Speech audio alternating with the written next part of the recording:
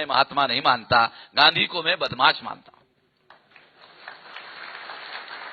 और मैं यकीन के साथ ये कहता हूं, दावे के साथ ये कहता हूं कि इस देश में हम लोग बहुसंख्य लोग हैं और हमें एक दिन जरूर इस देश में अवसर मिलेगा तो गांधी की जहां समाधि है ना, वहां मैं जेसीबी भेजूंगा। जेसीबी समझते हो? है? आज के जमाने का राक्षस 500 लोगों का काम अकेले करती है मशीन। मैं वहां जाने वाला नहीं हूं, जेसीबी भेज दूंगा, 500 रुपए में काम हो जाएगा। ज्यादा पैसा खर्चा करने की जरूरत है नहीं। और वो जमुना के किनारे पर है, तो उन लोगों को बोल देंगे यहां जो हड्डियां पसलियां जो भी है निकालो, वो जो जमुना है फेंक दो उसमें। ऐसी अपवित्र हड्डियां इधर हम लोग संभालने के लिए इस पवित्र धरती का उपयोग करने वाले नहीं। लॉर्ड वेवेल भारत छोड़कर गए और उनके जगह लॉर्ड माउंटबेटन आए। माउंटबेटन के सामने सबसे बड़ी समस्या थी भारत के विभाजन की समस्या का कैसे समाधान किया जाए। बहुत बड़ा सवाल था। लॉर्ड माउंटबेटन जब भारत में आए तो उन्होंने जवाहरलाल नेहरू को समझाया कि भारत पाकिस्तान का मसला अगर हल नहीं होता है तो प्रधानमंत्री बनने का आपका जो ख्वाब है ये पूरा नहीं हो सकता, इसलिए भारत के विभाजन को आप मान्यता दो तो आपको जल्दी प्रधानमंत्री पद मिल सकता है। जवाहरलाल मान गए, माउंटबेटन की बात को मान गए। अगर थोड़ा बहुत कसर रहा होगा तो माउंटबेटन ने अपनी मिसेज को नेहरू के ऊपर लगा दिया था कि भी थोड़ा सा रहा होगा तो उसको कन्विंस कर लेना। उसने भी कन्विंस कर दिया। एक कहानी में मैं ज्यादा अंदर जाना नहीं चाहता, आप लोग समझदार हो, समझदार लोगों के ऊपर मैं छोड़ देता हूं। दूसरी बात,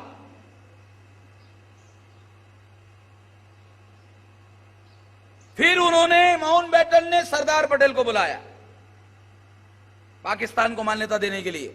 सरदार को माउंटबेटन ने समझाया, सरदार तुम बूढ़े हो गए हो, तुम्हारी उम्र जा रही है, मुझे नहीं लगता कि अगर इसी तरह से लड़ते रहो तो तुम्हारे जिंदापन में आजादी मिलेगी। मैं चाहता हूं कि तुम्हारे जिंदेपन में आजादी मिले और तुम्हारे हाथ में भी सत्ता आए, मैं ऐसा चाहता हूं। और सरदार पटेल भी भारत के विभाजन को मान्यता देने के लिए राजी हो गए। माउंटबेटन ने सरदार पटेल को कहा जवाहरलाल नेहरू मान गए हैं। जब जवाहरलाल नेहरू मान गए हैं तो सरदार को लगा मैं भी मान्यता दे देता हूं। गांधी जी के दो हाथ थे, एक दाया था एक बाया था। ये जो दाया बाया हाथ था ये पाकिस्तान बनाने के लिए राजी हो गया। माउंटबेटन रॉयल फैमिली का आदमी था, राजा के घर में पैदा हुआ था, राजनीति उसके खून में थी, तो राजनीति करना खेलना जानता था। तो पहले उन्होंने सोचा कि पाकिस्तान बनाने में सबसे बड़ा अवरोध गांधी जी का है, गांधी जी का अवरोध कैसे दूर किया जाए। तो उन्होंने राजनीति दांव पे चलाई। पहले उन्होंने सरदार को और जवाहरलाल को समझाया। सरदार और जवाहरलाल जब समझ गए, मान गए, पाकिस्तान को मान्यता देनी चाहिए, बाद में गांधी जी को बुलाया। पहले गांधी जी को मनाया, पहले सरदार को मनाया, जवाहरलाल को मनाया, फिर लास्ट में गांधी जी को मनाया। गांधी जी को निमंत्रण भेजा। निमंत्रण मिलते ही गांधी जी ने मौलाना आजाद को पूछा, मौलाना अगर मैं पाकिस्तान का विरोध करता हूं, गांधी जी भी बहुत होशियार था, बनिया आदमी था, बनिया तो अनपढ़ और गवार भी होशियार होता है, ये तो बैरिस्टर था। उसने मौलाना आजाद को पूछा, क्या पूछा कि मौलाना अगर मैं पाकिस्तान का विरोध करूं तो तुम किसका समर्थन करोगे। तो मौलाना ने कहा अगर आप पाकिस्तान का विरोध करते हो मैं आपका समर्थन करूंगा। गांधी ने सोचा ये मुसलमान हैं, अगर मैं पाकिस्तान का विरोध करूंगा तो जवाहरलाल तो मेरे हाथ से सटक गया, सरदार भी चला गया, ये एक बज गया। इसका अंदाज लिया उसने। मराठी मध्ये ज्याला चाचपून बघणे म्हणतात चाचपून बघणे म्हणतात। तो उसने अंदाज लिया, तो उसने कहा कि नहीं, पाकिस्तान को अगर आप विरोध करते हो तो मैं आपका समर्थन करूंगा। मौलाना का समर्थन लेकर गांधी जी माउंटबेटन को मिलने के लिए गए। जब गांधी जी माउंटबेटन को मिलने के लिए राष्ट्रपति भवन में, अभी जो राष्ट्रपति भवन है वो वाइसराय का, गवर्नर जनरल का उस समय हाउस हुआ करता था, वहां गए। जब वो कमरे में गए तो गांधी जी के ऊपर के शरीर पर कोई कपड़ा नहीं था और वो एयर कंडीशन रूम था। गांधी जी के इधर ऊपर के हिस्से पर कपड़ा नहीं था और वो एयर कंडीशन रूम में था। एयर कंडीशन रूम था। थोड़ी ही देर में गांधी जी के शरीर को कपकपी लगी। माउंटबेटन की मिसेस ने देखा तो माउंटबेटन की मिसेस ने गरम कपड़ा शाल लाया और गांधी जी के शरीर को ऐसा लपेटा। लपेटने के बाद में आप सोच रहे होंगे कि वामन मिश्रा साला इतना डिटेल बोल रहा है तो वहां उपस्थित था क्या, ऐसा आप सोचते होंगे। थोड़ी देर के लिए ऐसा सोचते होंगे, इतना डिटेल में है। देखो, दुश्मनों पर बहुत गहरी नजर रखनी चाहिए। नजर तो हर एक के पास होती है मगर रखने के लिए नहीं होती है, देखने के लिए होती है। मैं रखने की बात कर रहा हूं। दुश्मन पर गहरी नजर रखनी चाहिए। आपने, मैं एक किताब का रेफरेंस दे रहा हूं, फ्रीडम ऑफ मिडनाइट नाम का किताब पढ़ लेना। Freedom at midnight. तो गांधी जी को शाल लपेटने के बाद में आपस में उनकी चर्चा शुरू हुई। क्या चर्चा हुई, इसका कोई दस्तावेज अवेलेबल नहीं है। माउंटबेटन की और गांधी जी की क्या चर्चा हुई पता नहीं है, मगर चर्चा के बाद जब गांधी जी वापस आए तो गांधी जी पाकिस्तान के समर्थक बनकर वापस आए। जब गए थे पाकिस्तान के विरोधी थे। जब माउंटबेटन से बातचीत करके बाहर आ गए तो गांधी जी पाकिस्तान के समर्थक बनकर वापस आए। गांधी जी ने कांग्रेस वर्किंग कमेटी की मीटिंग बुलाई और गांधी जी के उपस्थिति में भारत के विभाजन का प्रस्ताव रखा और प्रस्ताव पारित किया। जो भारत के विभाजन का प्रस्ताव कांग्रेस वर्किंग कमेटी ने पास किया वो गांधी जी के उपस्थिति में पास हुआ। हमको अखबारों में, किताबों में यही पढ़ाया जाता है कि गांधी जी भारत के विभाजन के विरोधी थे और वो कहा करते थे कि मेरे शरीर के टुकड़े हो सकते हैं मगर मैं भारत के टुकड़े नहीं होने दूंगा। गांधी जी के उपस्थिति में कांग्रेस वर्किंग कमेटी में प्रस्ताव पारित किया गया और वो प्रस्ताव था भारत के विभाजन को मान्यता देने वाला। सवाल है, गांधी जी अगर भारत के विभाजन के विरोधी थे, पाकिस्तान के विरोधी थे, तो गांधी जी ने प्रस्ताव में मान्यता क्यों दी? और ये सवाल, मान्यता क्यों दी? दूसरी बात, अगर अंग्रेजों की अधिकृत पॉलिसी थी कि ट्रांसफर ऑफ पावर में 3 लोगों को हिस्सा दिया जाएगा, एक हिंदू, एक मुसलमान और एक अनुसूचित जाति और जनजाति के लोगों को हिस्सा दिया जाएगा, तो हिस्से 2 ही क्यों हुए, 3 क्यों नहीं हुए? गांधी जी ने पाकिस्तान को मान्यता क्यों दी और अंग्रेजों ने 3 हिस्से की बजाय 2 ही हिस्से क्यों किए? यहां है। अब दस्तावेज अवेलेबल नहीं है। दस्तावेज अवेलेबल नहीं है। क्या अवेलेबल है? गांधी जी ने पाकिस्तान को मान्यता दी, ये अवेलेबल है, ये दस्तावेज है।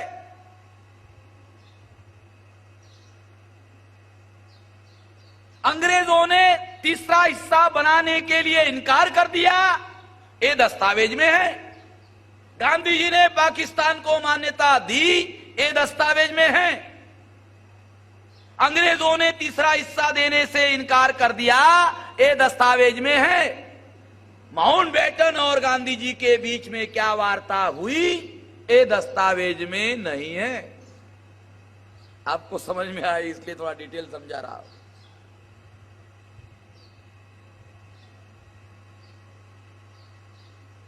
जब अंग्रेजों ने अधिकृत रूप से घोषित कर दिया तीसरा हिस्सा नहीं दिया जाएगा। तो तीसरे हिस्से के निर्माता डॉक्टर अंबेडकर थे। अंग्रेजों ने सबसे पहले बाबा साहब अंबेडकर को कम्युनिकेट किया, नहीं दिया जाएगा। यूके में सरकार बदल गई थी। चर्चिल के जगह क्लेमेंट एटली लेबर पार्टी का प्रधानमंत्री बन गया था। चर्चिल अपोजिशन पार्टी के लीडर थे। बाबा साहब अंबेडकर बॉम्बे से, ये तारीख भी अवेलेबल है, उस तारीख को बाबा साहब अंबेडकर इंग्लैंड गए और इंग्लैंड जाकर उन्होंने लेबर मिनिस्ट्री के कई मंत्रियों से वार्ता की। लेबर मंत्रियों ने बाबा साहब अंबेडकर को बताया कि अब कुछ नहीं हो सकता। जब सरकार ने बाबा साहब अंबेडकर को जवाब दे दिया कि कुछ नहीं हो सकता, तीसरा हिस्से के बारे में कुछ नहीं हो सकता, तो बाबा साहब अंबेडकर विरोधी पार्टी के नेता चर्चिल को मिले। चर्चिल ने बाबा साहब अंबेडकर को जवाब दिया, मैं सरकार में नहीं हूं, मैं ज्यादा कुछ नहीं कर सकता, एक काम करूंगा, अपोजिशन लीडर के तौर पर मैं पार्लियामेंट में आपका मामला खड़ा करूंगा। चर्चिल ने बाबा साहब अंबेडकर को आश्वासन दिया।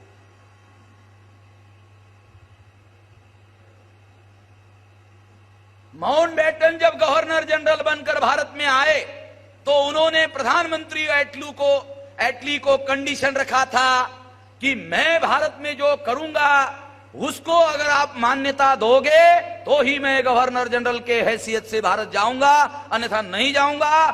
क्लेमेंट एटली ने बाबा साहब अंबेडकर को कहा कि हम कुछ नहीं कर सकते, क्योंकि उसने माउंटबेटन को यह आश्वासन दिया था कि आप जो करोगे उसको हम इंग्लैंड में मान्यता देंगे।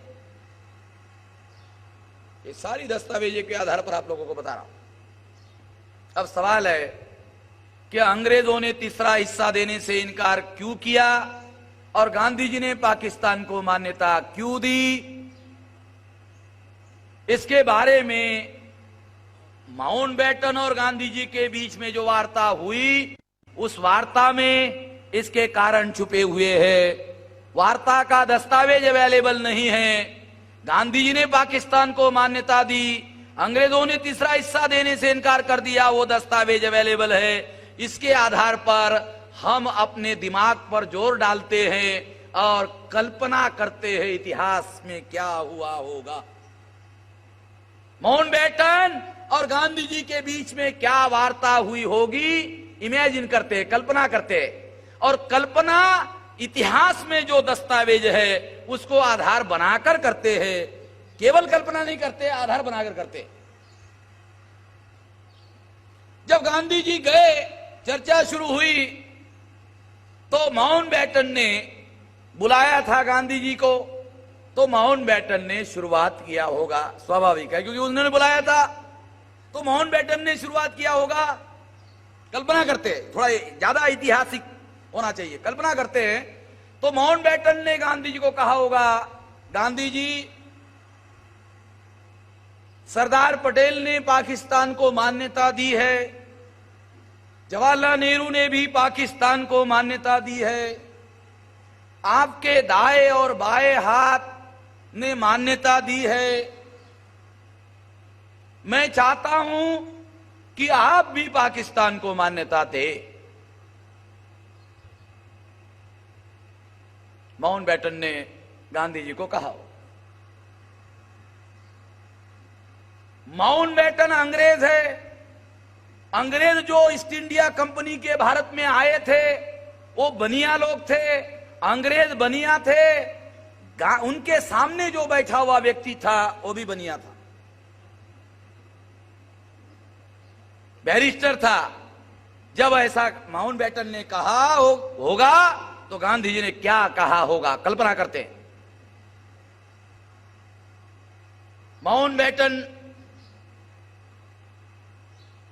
जवाहरलाल ने, सरदार पटेल ने मान्यता दी, क्योंकि ट्रांसफर ऑफ पावर होने से, पाकिस्तान का मामला हल होने से जवाहरलाल को सत्ता मिलेगी, सरदार पटेल को सत्ता मिलेगी, पाकिस्तान को मान्यता देने से जवाहरलाल को सत्ता मिलेगी, सरदार को सत्ता मिलेगी, मेरे को क्या मिलेगा?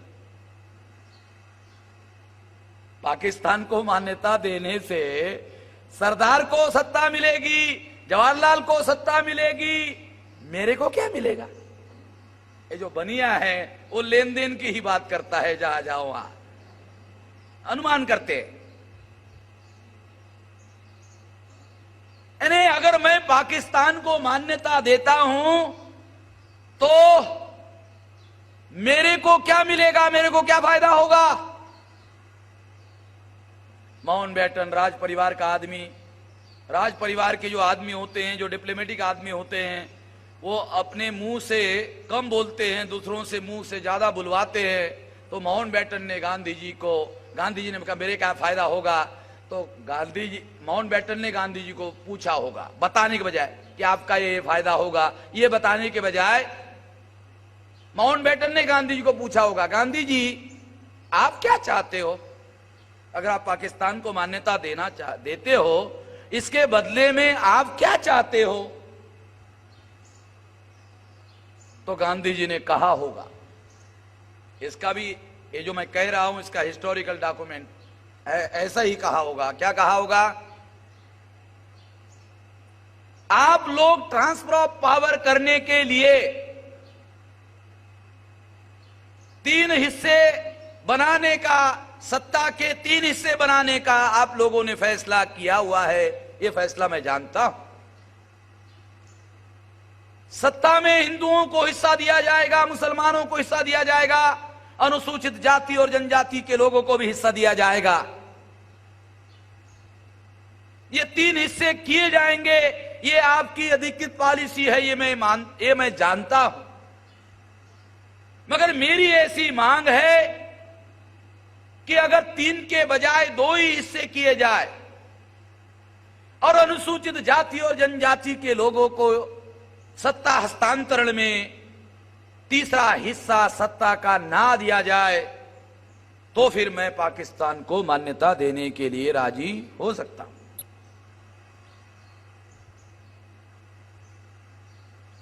गांधी जी ने माउंटबेटन को ऐसे कहा होगा। गांधी जी ने ऐसा कहा होगा। ये किस आधार पर कह रहा हूं? क्योंकि जब अंग्रेजों से लड़ झगड़ कर बाबा साहब अम्बेडकर ने अधिकार हासिल किए थे 17 अगस्त 1932 को सेपरेट इलेक्टेड का, उस समय भी गांधी जी ने छीना था। ये हिस्टोरिकल आधार है। दूसरा आधार क्या है? दूसरा आधार यह है कि गांधी जी ने पाकिस्तान को मान्यता दी और अंग्रेजों ने तीसरा हिस्सा देने से इनकार कर दिया। जब ये जो मामला है, इसके पहले भी एक सबूत है। लॉर्ड वेवेल ने जब रेडियो पर स्पीच किया कि तीसरा हिस्सा देंगे, तो भारत भर से केवल एक आदमी ने विरोध किया और उस आदमी का नाम था मोहनदास करमचंद गांधी। लॉर्ड वेवेल का जो स्पीच था रेडियो का, उसका विरोध करने वाला टेलीग्राम गांधी जी ने लॉर्ड वेवेल को भेजा।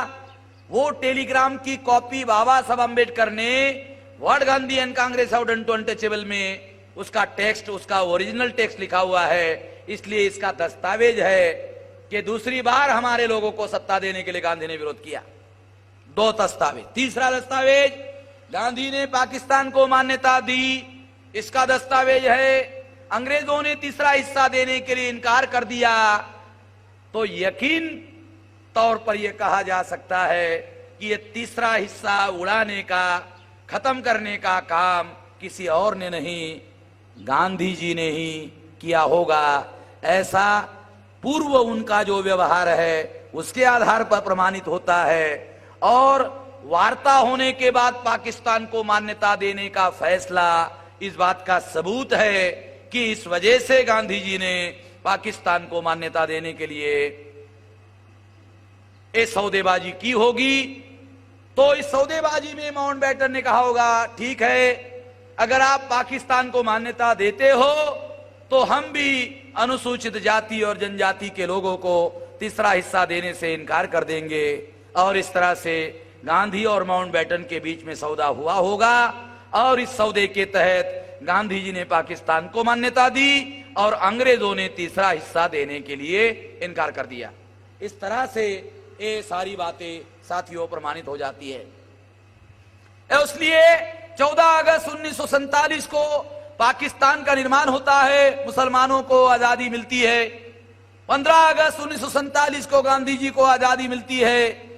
आजादी के साथ मुसलमानों को सत्ता मिलती है, आजादी के साथ गांधी जी को सत्ता मिलती है। सत्ता मिलती ही गांधी जी को मार दिया जाता है और गांधी जी ने पहले ही घोषित किया हुआ है कि मेरा उत्तराधिकारी जवाहरलाल नेहरू है। जब 1953 में भारत में सांसदीय चुनाव, पहला सांसदीय चुनाव होता है, तो पहले सांसदीय चुनाव में 3% ब्राह्मणों को जवाहरलाल नेहरू 60% टिकटें देते हैं और 56% ब्राह्मण चुनवा कर लाते हैं और इस तरह से भारत के संसद पर ब्राह्मणों का कब्जा हो जाता है। ये कब्जा कब होता है? जब 26 जनवरी 1950 को संविधान भारत में लागू होता है। 15 अगस्त 1947 को तथाकथित भारत आजाद हो गया। आजाद भारत में सभी लोगों को आजादी नहीं है। क्यों नहीं है? क्योंकि अंग्रेज भारत में नहीं आए थे। जब अंग्रेज भारत में नहीं आए थे तो ब्राह्मण आजाद थे। ध्यान रखना, जब अंग्रेज भारत में नहीं आए थे ब्राह्मण आजाद थे। जब ब्राह्मण आजाद थे तब भी हम गुलाम थे। इसलिए तो ज्योतिराव फुले बोल रहे ब्राह्मणों के गुलामी से हमको आजादी हासिल करनी चाहिए। ब्राह्मणों ने वर्ण व्यवस्था के आधार पर हमको गुलाम बनाया था, जाति व्यवस्था के आधार पर गुलाम बनाया था, अस्पृश्यता के आधार पर गुलाम बनाया था, आदिवासियों को सेग्रीगेट करके गुलाम बनाया था। जाति व्यवस्था निर्माण करने के लिए महिलाओं का डीएनए के आधार पर प्रमाणित हो गया, इस्तेमाल किया, इसलिए महिलाओं को भी वर्ण व्यवस्था जाति व्यवस्था में गुलाम बनाया गया था। ये गुलामी ब्राह्मणों द्वारा थोपी गई गुलामी थी।